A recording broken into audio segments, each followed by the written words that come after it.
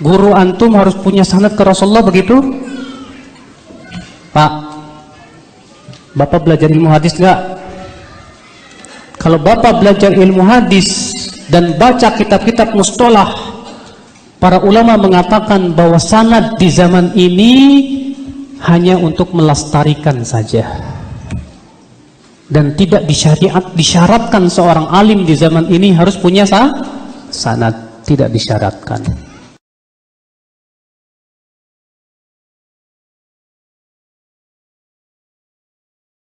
Yaitu ilmu dan amal yang sanadnya, silsilahnya dari seorang guru, dari guru yang lain, dari guru ini sampai ke Rasulullah. Tanpa sanad dan silsilah, semua tidak diterima oleh Allah. Andai kata zahirnya diterima, maka itu diputuskan hukumannya bahwa itu lanjuran atau istidraj. Semua ahlu sunnah wal jamaah seperti itu. Ilmunya sebagaimana kata mereka, li'annal ilmal mu'tabar huwa mattasala sanaduhu bi sayyidinal bashar, bi sayyidil bashar. Li'annal ilmal mu'tabar huwa mattasala sanaduhu bi sayyidil bashar. Ilmu dan amal yang bisa diperpegangi atau benar, yaitu yang silsilah dan sanadnya itu berhubungan, tidak ada putus dari guru sampai ke Rasulullah. Jadi kalau ditanya, ilmu kamu ini dapat dari apa? Dari Anang Sya'rani. Anang Sya'rani dapat dari siapa? Dari Syed Amin Qutbi. Syed Amin Qutbi dari siapa? Dari Umar Hamdan. Umar Hamdan dari siapa? Dari Habib Husin. Habib Husin itu dari mana? Dari Muhammad Amir Kabir. Amir Kabir dari mana? Dari guru beliau. Guru beliau dari mana? Dari anak sampai ke mana? Sampai ke Rasulullah. Rasulullah dari mana? Dari Jibril. Jibril dari mana? Dari Allah Ta'ala. Maka bisalah kita ikuti ilmu itu. Kemudian amalan. Ini amalan namanya Hizib Nawawi. Ini amalan apa namanya? Ratib Haddad. Ini namanya amalan apa? Ratib Umar Attas, Ratib Al-Idrus. Dari mana amalan ini? Oh, disusun oleh beliau. Beliau menyusun dari mana ambilannya? Oh, daripada hadis ini, hadis ini, hadis ini, hadis ini. Hadis itu beliau dapat dari mana? Dari gurunya Abu Bakar Sakram. Abu Bakar Sakram dari mana? Dari Abdurrahman Segaf. Daripada abahnya. Abahnya dibahas sampai kepada Sayyidina Ali Karamajah dari Rasulullah. Maka itu amalan dan ilmunya itu bisa diikuti dan diamalkan seluruh Indonesia dan seluruh dunia. Kalau putus sanad ilmu dan amalnya itu, seorang aja putus, maka tidak bisa dibilang sahih.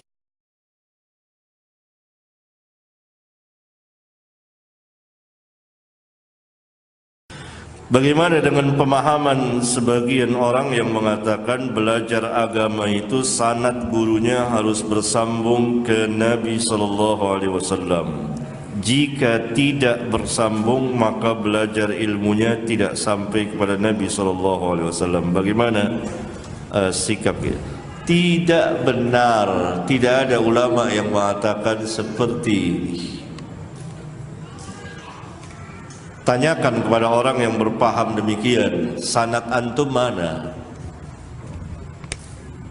Ada dari gurunya. Gurunya itu siapa? Siqah atau tidak? Guru dari gurunya itu siapa? Maka kebanyakan itu majhulun, tidak dikenal, tidak diketahui. Tapi kalau yang dimaksud dengan sanad, yakni kita mengambil dari para ulama, ada dalilnya, ada keterangannya, maka iya. Akidah Ahlus Sunnah ini sanadnya sampai ke mana? Ke sahabat. Karena sanad itu bagian dari agama. Tapi kita harus mempunyai sanad, itu tidak benar. Tidak benar.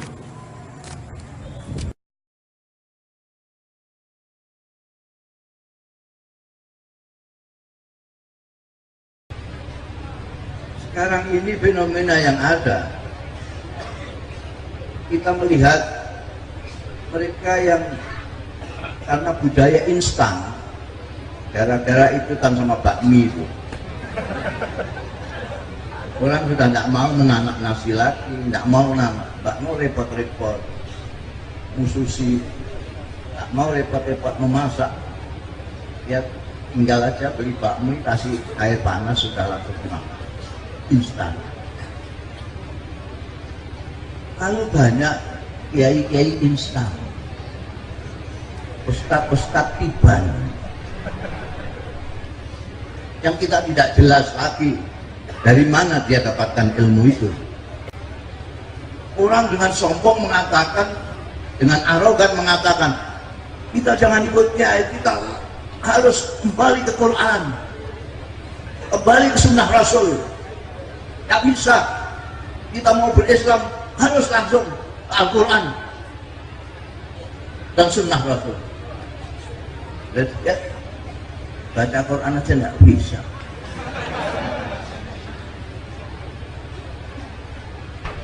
Ternyata punya usut yang dimaksudkan kembali ke Quran itu kembali ke Quran terjemahan Bipaq.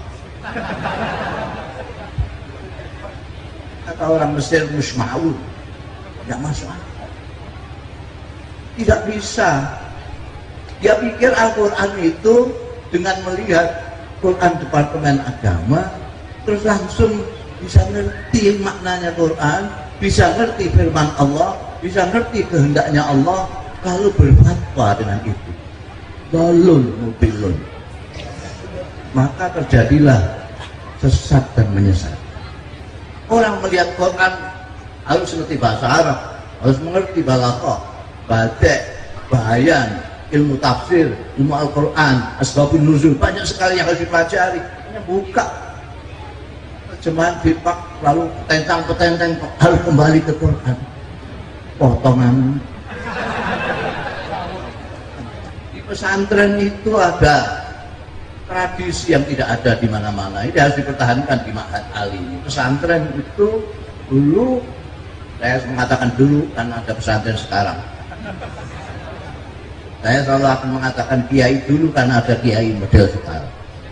Pesantren juga, pesantren dulu itu mempunyai tradisi pertanggungjawaban ilmiah yang luar biasa. Pertanggungjawaban ila yaumil qiyamah. Sekarang banyak sekali mubalek-mubalek yang dengan gagah perkasa Rasulullah Shallallahu Alaihi Wasallam telah bersabda, innamal a'malu binniyat. Jadi yang penting adalah innamalnya, saudara-saudara. Karena Rasulullah telah berkata, innamal a'malu binniyat. Seolah-olah dia tetangganya Rasulullah Shallallahu Alaihi Wasallam. Enak saja mengatakan Rasulullah bersabda. Tapi kalau kiai pesantren mengatakan Rasulullah bersabda, bisa dipertanggungjawab. Dari mana kamu dengar? Tahu kalau Rasulullah itu 15 abad yang lalu, sedangkan kalian hidup sekarang. Bagaimana kalian tahu bahwa itu sabda Rasulullah Shallallahu Alaihi Wasallam? Kalau itu bukan sabda Rasulullah, kamu katakan sabda Rasulullah, faliyatabawa maq'adahu. Siapkan pantatmu di api neraka. Jauhnya saja. Dari mana kamu benar? Kalau saya yang ditanya, saya jawab. Saya dari guru saya, Kiai Bisri Mustafa, Kiai Ali Ma'sum, Kiai Marzuki, Kiai Mahrus Ali, Syekh Yasin Al-Fadani. Silahkan tanya mereka. Mereka akan tanya kepada Kiai Bisri misalnya, Kiai Bisri, gimana kamu mengatakan itu sabda Rasulullah dan kamu katakan kepada santrimu, anakmu, Mustafa Bisri. Saya mendengar dari Syekh Umar Hamdan. Silahkan tanya Syekh Umar Hamdan. Syekh Umar Hamdan akan ditanya, dari mana kamu bisa mengatakan kepada Kiai Bisri bahwa ini sabda Rasulullah? Saya dari Syekh Faleh. Terus ditanya, Syekh Faleh akan menjawab dengan rinci sekali. Ini dari guru saya, sampai akhirnya sampai kepada Amirul Mukminin Umar bin Khattab radhiyallahu anhu. Qala sami'tu Rasulullah sallallahu alaihi wasallam yaqul innamal a'malu binniyat. Rasulullah dari mana? Dari malaikat Jibril. Malaikat Jibril dari mana? Dari Allah Rabbul Izzah. Ada pertanggungjawaban dunia. Ada mata rantai silsilah. Itu kelebihan, salah satu kelebihan dari pesantren. Jadi kiai-kiai dari pesantren mempunyai mata rantai. Kalau mengajar dia punya mata rantai sampai Abu Hamid Al-Ghazali.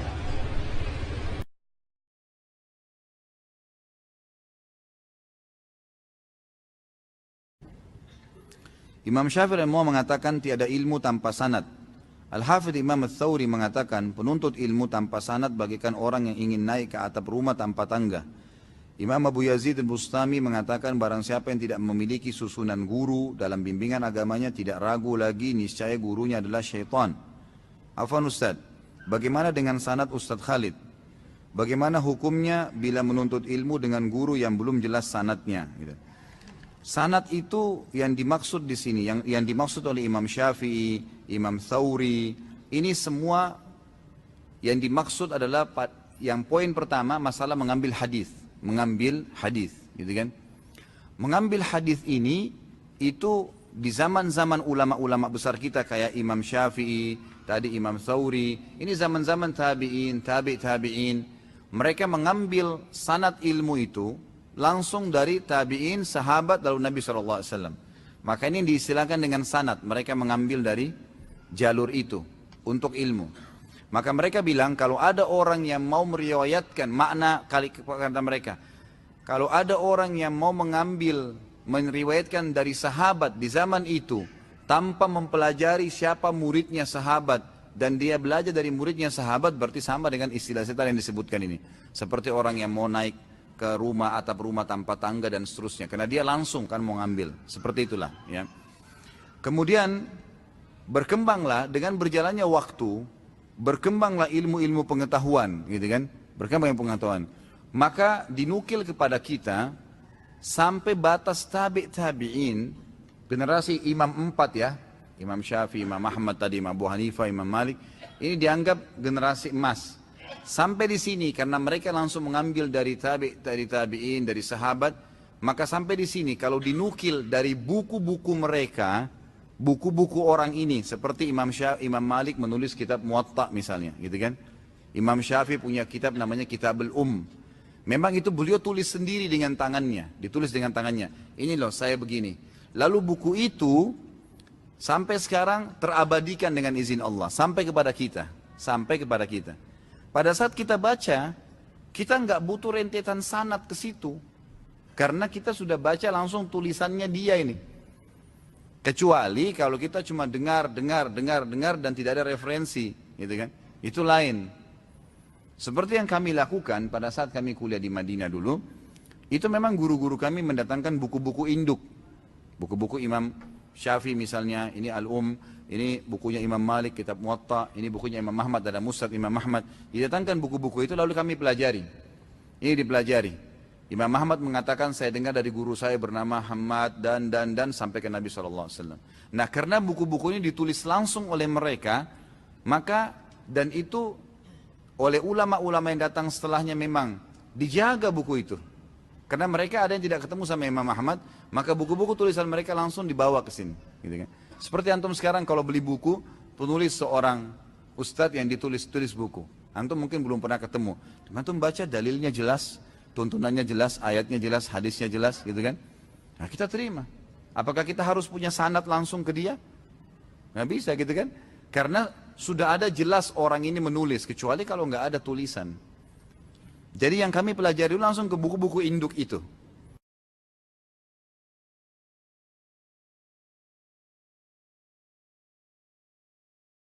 Ngaji lewat YouTube boleh, tapi dengan syarat yang ngomong di YouTube itu siapa. Kamu mesti tahu orangnya ada wujudnya di dunia ini. Jangan sampai dia tak berwujud. Diberitakan ada seorang itu nggak betul. Yang suaranya aneh-aneh itu bukan orang itu. Jangan sampai antum belajar nama guru kamu siapa? Naruto. Saya ceramah seminggu di Kuala Lumpur, jamaah titip salam anak-anak kecil. Ustadz mau ke Kuala Lumpur ya? Iya. Tolong titip salam sama Upin Ipin ya. Saya di Malaysia saya nggak ketemu. Upin Ipin itu fiktif, nggak ada orangnya. Jadi kalau belajar sama siapa? Sama Ustadz Somad. Ustadz itu ada wujudnya, ada. Ini orangnya, ini nomor HP-nya. Kalau nggak paham bisa ditanya kan. Ustadz dalam ceramah Ustadz yang judulnya ini saya nggak paham artinya apa. Kalau begitu modelnya bisa. Sedangkan media itu sebagai alat saja. Boleh, tapi kalau nggak jelas orangnya, saya dengar Ustadz Idrus Ramli. Ustadz Idrus Ramli itu ada orangnya, bukan Ustadz alam gaib, ada nyata. Sama Ustadz Ade Hidayat ada orangnya, sama Ustadz Fulan ada. Boleh nanya. Maka diajarkan dalam Islam namanya talaki belajar ke guru. Kemana Ustadz Somad pergi? Entahlah, ada yang bilang dia S3, ada yang bilang dia entah kemana. Saya pulang dari Mesir, menjumpai tuan-tuan guru balik, lalu kemudian belajar balik. Ustadz Somad mendengar itu dari siapa? Dari Syekh Sayyid Usamah Mansi Al-Hasani Al-Maliki. Syekh Sayyid Usamah Mansi itu mendengar dari siapa? Dari Syekh Sayyid Muhammad Alawi Al-Hasani. Syekh Muhammad Alawi mendengar dari siapa? Dari Syekh Sayyid Alawi Al-Hasani. Dari siapa? Dari Syekh Umar bin Hamdan. Dari siapa? Dari Syekh Abdul Hasan Muhammad Ali. Dari siapa? Dari Syekh Abdul Ghani bin Abi Sa'id Ad-Dihlawi. Dari siapa? Dari Syekh Muhammad Ishaq bin Muhammad Al-Umari Ad-Dihlawi. Dari siapa? Dari Syekh Sah Abdul Aziz Ad-Dihlawi. Dari siapa? Dari Syekh Sah Waliullah Ahmad bin Abdurrahman Ali. Dari siapa? Dari Syekh Abu Tahir Muhammad Abdul Sami ibn Mulla Al-Ibrahim Al-Qurani. Dari siapa? Dari Abul Asrar Hasan ibn Ali Al-Unjaini. Dari siapa? Dari Syekh Abu Abdullah Al-Babili. Dari siapa? Dari Syekh Abu Najah Salim bin Muhammad As-Sanhuri. Dari siapa? Dari Syekh Najmuddin Al-Ghaiti. Dari siapa? Dari Syekh Abu Yahya Zakaria ibn Muhammad Al-Ansari, yang dikutip oleh Syekh Atiyah Safar dalam Fatwa Al-Azhar. Dia itu mendapat dari siapa? Dari gurunya pula bernama Syekh Abu Abdullah Muhammad bin Ali Al-Qayati. Dari siapa? Dari Syekh Abu Surah Ahmad bin Ibrahim Al-Iraqi. Dari siapa? Dari Syekh Abu Hafiz Umar Hasan Al-Maraghi. Dari siapa? Dari Syekh Abu Hasan Ali bin Muhammad Al-Bukhari. Dari siapa? Dari Syekh Abu Hafiz ibn Umar Muhammad Tarzan. Dari siapa? Dari Syekh Abu Fatah Abdul Malik ibn Abi Qasim Al-Karuhi. Dari Syekh Abu Amir Muhammad ibn Qasim Al-Azdi. Dari Syekh Abu Bakar Abdul Samad Al-Ghuraji. Dari Syekh Abu Muhammad Abdul Jabbar Al-Jaraji. Dari Syekh Abu Abbas Muhammad ibn Ahmad Al-Mahbubi. Dari Imam Abu Isa At-Tirmizi.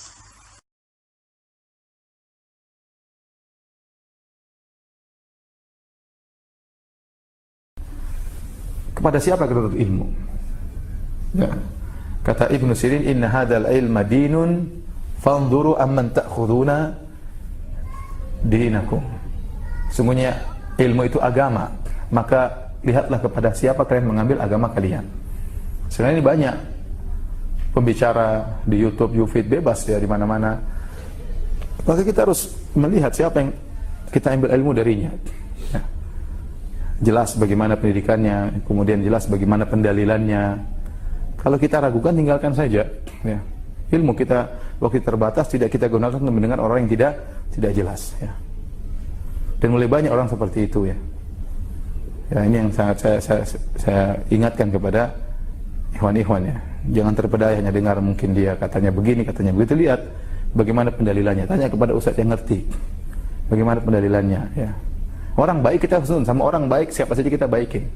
Tetapi kalau masalah ilmu, tidak semua orang baik boleh kita ambil ilmunya. Terkadang orang itu baik, tapi dia bukan orang berilmu. Ya. Bukan berarti kita musuhi dia, tidak.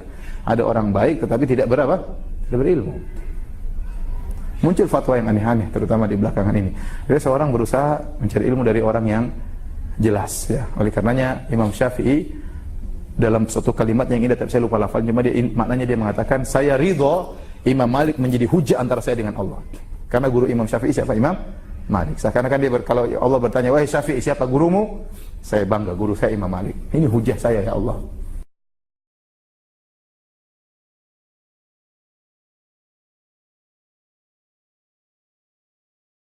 Mesti belajar daripada guru yang belajar kepada gurunya. sistem pengajian dalam Islam berguru dengan orang yang berguru dengan guru. Itu yang ilmu yang berkat. Bukan hanya melalui pembacaan. Dikatakan bahwa ada tuan guru namanya Google dalam internet. Memang kalau tanya dia jawab semua. Pinter dia. Mungkin pintar daripada guru-guru kita. Tanya di Google dia akan jawab ini. Kan internet. Jadi keringkasannya, memang ilmu bisa didapat dari mana-mana. Dari Google bisa, pada wiki bisa, daripada surat kabar bisa, daripada majalah, dari mana-mana bisa. Itu ilmu. Tapi keberkahan ilmu mesti mengaji bersila di hadapan tuan guru baru dapat berkat. Kalau sekadar ilmu di mana-mana kita bisa dapat. Bisa dapat melalui internet, bisa. Alim. Sekarang banyak orang-orang orientalis, orang-orang barat, orang-orang Yahudi, orang-orang Nasrani yang mengkaji Islam dipanggil orientalis. Mereka itu kadang-kadang lebih alim daripada guru-guru kita. Ilmunya Masya Allah luar biasa. Banyak orang kita belajar di Oxford University, di Amsterdam University, banyak belajar di Chicago University. Dia punya gurunya, dia tuh orang Yahudi. Dia hafal banyak hadis Nabi, banyak hafal fikih Islami. Dia lebih kenal Al-Ghazali daripada kita. Dia mempelajari, tapi dia masih Yahudi. Orang Islam, gak pernah mandi junub. Tapi ilmunya luar biasa. Ya, ilmu bisa diambil daripadanya, tapi keberkahan ilmu tidak ada. Kita maunya ilmu itu yang berkat. Uang pun maunya berkat. Uang itu bisa ambil mana-mana. Dengan cara riba bisa kaya, tapi berkat enggak. Kita mau keberkatan. Sekarang banyak sudah orang membuat kajian itu ini, pergi ke luar negeri, membuat perbandingan, berguru dengan orang-orang Yahudi yang seperti tadi. Nah, dalam tradisi Islam yang namanya ilmu itu diambil pada orang alim yang berguru kepada orang alim sebelumnya, yang berguru kepada orang alim sebelumnya, dan seterusnya sampai kepada imam-imam yang mu'tabar, sampai sanadnya kepada baginda Rasulullah sallallahu alaihi wasallam. Termasuk ilmu yang kita pelajari ini, Hidayatus Salikin ini, ada sanad yang muttasil dari kita melalui guru kita, gurunya sampai kepada Imam Al-Ghazali rahimahullahu ta'ala. Sanad yang muttasil. Itu tradisi mengaji dalam Islam. Bersanad, berguru. Bukan cuma baca di Google ataupun baca di wiki tadi apa semua, tidak. Itu bisa saja untuk dapatkan ilmu, tapi nak dapatkan keberkahan ilmu itu mesti mengaji bersila di hadapan guru. Jadi al-ilm tajidunahu fi kulli syai'. Ilmu kamu boleh dapat daripada mana-mana. Walakinnal barakah tajidunaha fis salihin. Berkat hanya dapat daripada mengaji kepada orang-orang yang saleh.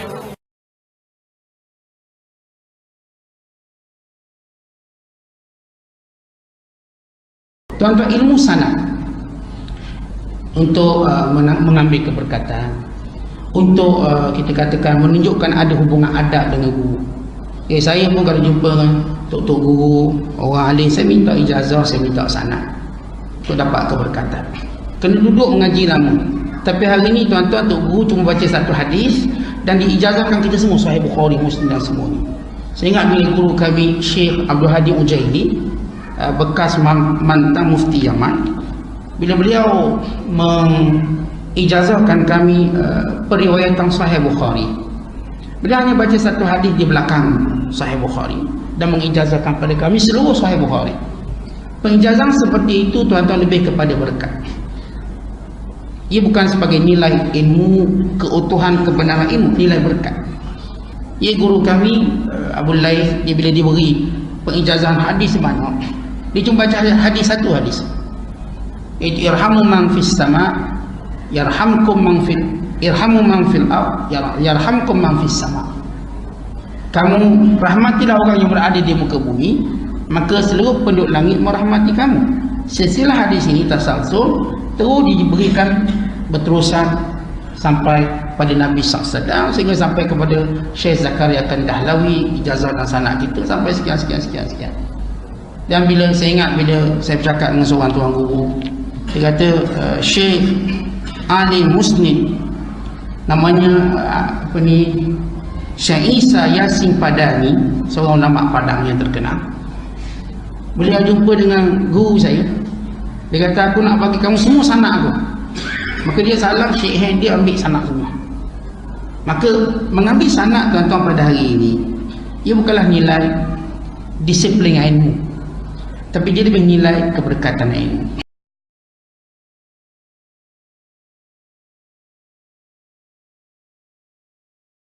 Sing sok aksi gaya di utakku itu ada hadisnya tidak, ayatnya ada tidak.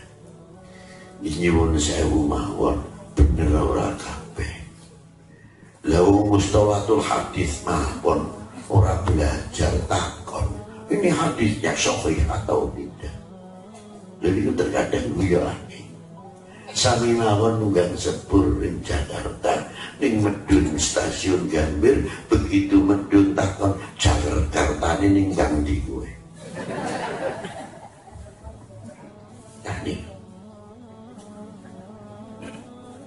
Terus wetan Senen, ana sing sepur nunggangi Senen, stasiun Senen, medun jelek takon, ini yang medunnya Senen lah Jakarta nih mbak ngendi? Kok tungkul gaya takon hadithe barang ayate? Ngoten niku. Wong terkadang maca hadis mawon sampun wonten terjemahan. Terkadang jiplak saking kalender kamakola kalender, terus dalil lho ngoten niku dicatet nek boten Mbah Yai Google boten dipun guroaken, padahal ilmu niku wajib dipun guroaken. Sedangkan Google niku rak mencatat data-data kemawon saking pinten-pinten kitab ingkang sampun tercatat enten Google. Mbok pilih ana wong takon ning niku ya dudu guru, kudu guroaken. Wong sing ngoten mawon butuh ilmu. Lah sami wonten Al-Qur'an. Al-Qur'an niku mboten gampang. Kudu roh asbabun nuzule, roh riwayat-riwayatipun, pembawa mufassirin. Terkadang ana kalane sing arane dhamir niku tibane ten riwayat, durung tentu ten siakul kalam.